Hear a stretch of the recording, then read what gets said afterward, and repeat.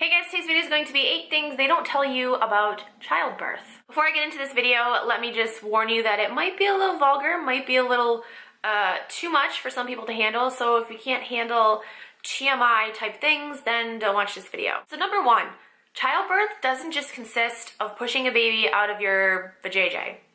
It also consists of pushing a placenta out of your vajayjay.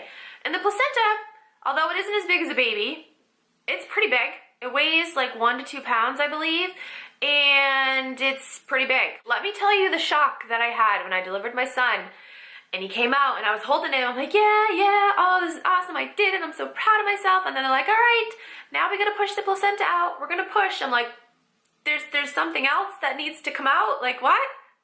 It was very shocking that this other large thing had to come out of a small opening. Number 2, another thing that they do not tell you is that you might tear down there, or they might have to cut you down there. Preferably, if you have a good doctor, they will cut you before you tear. A friend that got, I think they're rated by like degrees, I think like a 3rd degree, or I don't know, the worst type of tear you can get. I always think of Snooki and JWoww when Snooki's like, you're gonna tear from your vajayjay to your, you know, the poop chute. I know a girl that pretty much did that, and she did not walk for weeks after she gave birth. Yeah, there's that. Number 3, so before you actually have the baby, you might go to all these like birthing classes and they'll teach you how to breathe, and honestly, none of that shit was relevant when I gave birth. I totally forgot all the breathing techniques, totally forgot everything that I learned, and I just did my own thing. Number 4, I don't know if every hospital doctor is like this, but they would not let me leave the hospital to go home until I pooped. I know I'm not the only one that can't say poop without laughing, come on. They wouldn't let me go home until I pooped. And it really hurt to poop after you give birth.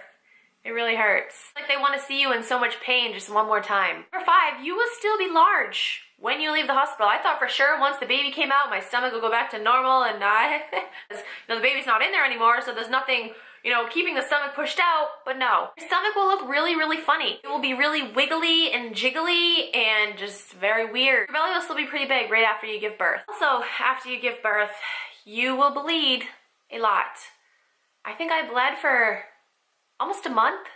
That's hell. Bleeding for a month, like how do you not die?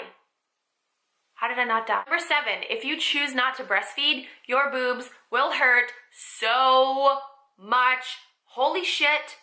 I didn't breastfeed my son, and honestly, my boobs hurt more than childbirth did.